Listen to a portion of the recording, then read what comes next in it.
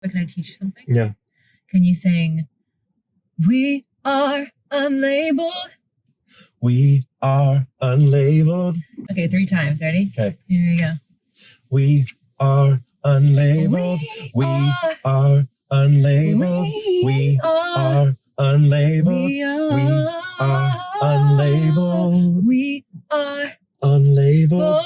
Yeah. Wow, that was a really, I'm sorry, I'm a terrible teacher. We said 3 times. That was great. I know, I messed up. It's my fault. Okay, but it was actually really good. It was great. Yeah. We blend really nice. I know. We should do something together. I would love to. Is this the making of the moment? Is this the making of the moment? Let's do it. Let's do it. Okay, I'll be up here next month in March, and I'll let you know. Let's do it. We're going to do it. No, I'm down. I'm not going to say I'm going to do it unless I'm really going to do it. Listen, me neither. Okay. I don't like those people. All right. But oh my God, we should totally get lunch. And then you don't hear from them for like 6 months. Totally. Say, runs the camera. Sun is coming up. Are you ready to go? We can take a ride. We can take it slow. Yo. Welcome back to The Road to Self-Love. It's your boy, Paul Fishman, self-love coach and You Do You activist. So excited because I am sitting with Isabelle. Period. How do you feel about the gram when it comes to, because this is a big discrepancy, right? Of like Instagram is so fake. Instagram is gives everyone so much anxiety. I mean, it's not fake. I think that it's beautiful for things like we're doing, but a lot of it is fake. Mm-hmm. A lot of it is contrived. What do you feel when you look on it? Do you feel pressure from it and anxiety from it? Well, there are times when I fall into my Kardashian mode. Wow. And like I think that Instagram is beautiful because it's kind of like a dictatorship, not a democracy. Like if I can totally create my environment on Instagram, right? I can follow the people that fill me with joy. I can post what makes me happy. I found that when I'm posting things that make me truly happy and I'm just proud of them without the need of there to be any like expectation of how many people are going to watch it or likes or engagement, that is when the magic truly happens for me. And, but I definitely think that there are a lot of people who aren't, because there aren't people who are like us, who are creators, who are creating things for other people to consume. There are a lot of just consumers on Instagram. And I've never been a consumer. I've always been a creator. And I can't really speak from the consumption piece, because if you're choosing the wrong things to consume, right, and these are just the people that you're following, I mean, that can create a lot of turmoil in your life. For sure. And I think that's a huge problem. I mean, I'm on Instagram a bit. I don't post as much as I should, right? But who's defining that should for you? Right, exactly. And that's the industry. That's the Instagram. Everyone should be, people say you should be posting this much, that much. You know what? I personally feel like if I don't have anything to post, like that's worth sharing, I'm not going to do it. If I don't have like a really important thought or something that's going on in my life, I'm not going to post. But anyways. I think that's really smart, because you're protecting your energy instead of just putting it out there because you have to. Put it out there because you get to. Right. And you want to. Right. Which I think is where it's very interesting, dancing this line of social pressure and the shoulds and the musts and, but you got to stay consistent. Well, I posted something a week ago and I just posted something again today. It's like I posted 2 things in between, but I took them down, so it's like, and that the reality is that that's okay. Like if it feels good for me and it feels good for you, that's all that matters, right? And this is what self-love is, again, like doing it for you, not for all the other. Doing everything for you. Yeah. Gotta say yes to you, honey. Yes to you. I like that a lot. So where are you in your process with feeling? I mean, I don't think I think if people lie, if they say, I feel 100% all the time. Oh, yeah. Oh, yeah. But where are you in your process with like, I feel great and mentally I can look at myself and be okay? Oh, it really changed for me when I started exploring like my self-expression. And just on New Year's Eve, my husband and I, we hosted a drag party, and I got into full drag, Miss Self-Love came out, she's there. And that was when I started like really loving my body, because I realized that the beauty of my body is that, you know, I can make it look feminine, and that felt really good for me. And I was like, okay, you know, these curves that I have as a man, they might be rejected as feminine looking or not masculine, and in like these media defined terminology. Right.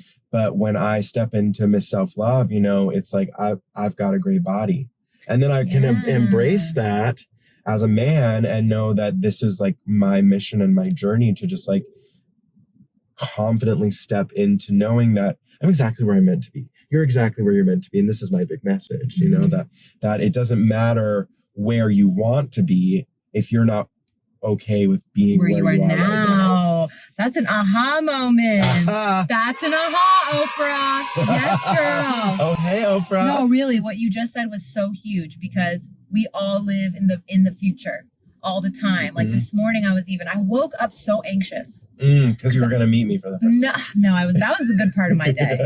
But I was so anxious because I have so many things that are backed up. I'm an independent artist, right? So I don't have a team of people like working for me. Yeah. It's like me and my business partner, we do everything. So if we don't get the music out, if we don't get the tour booked, if we don't, you know, get the marketing up, like no one's going to do it for me. And I just felt in this place of like, oh, I just wish I could move mountains. And you can't. And then you live in that place and you get miserable. But what you just said, like, it's such an aha moment for me, because it's like, girlfriend, live in the now, be happy with the now. And when I think of the now, I'm like, you know what? It's not that bad. It's not that bad. It's actually really, really great. Yeah, it is. I just like the fact that you're able to create and show up as your most authentic self, as to the best of your ability, and, you know, like, not get into a car accident. Yeah, Subaru, just, like, wow. Cuts us off. Wow, you need a car wash. Hashtag life. Or now we're living. So, although you said like you're trying to be more present, I'm really, really curious, because in this journey, and it's the wild, wild west all over again for music, because you don't have to have a label behind you to do it. You don't have to. And there's still like, I remember when I went to school and you went to school, like there was still like this big thing about like, you want to get signed to a label, and lots of people would get signed and leave school.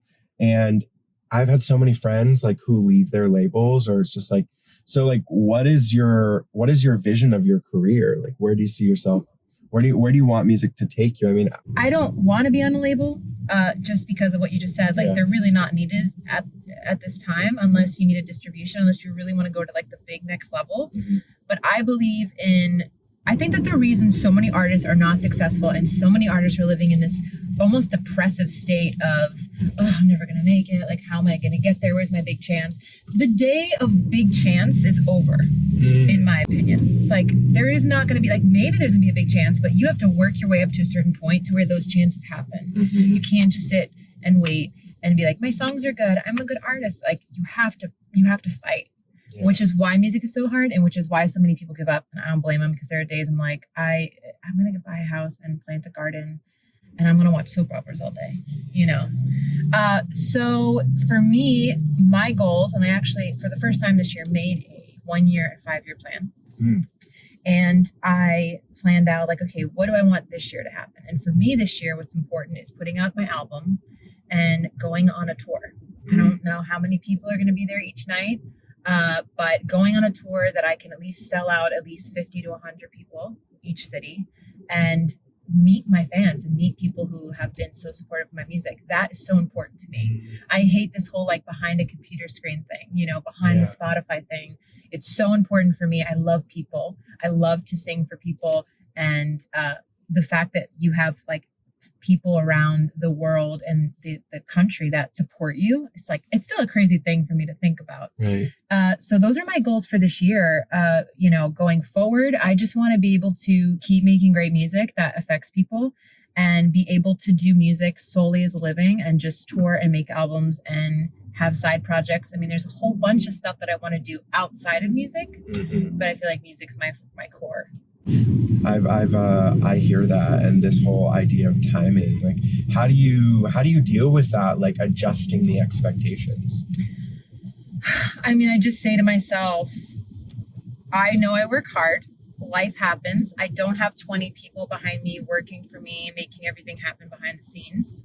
And I feel in my heart that I have a purpose with music, and I don't know what that is, and I don't know how, but my entire life has been dedicated to this. And I don't think that Unlabeled happened by chance. I don't think that all the songs that I've written and the fan base that I've grown is by chance. I think it's leading to something bigger. Yeah. And I just have to say to myself every day, like, you're where you're supposed to be.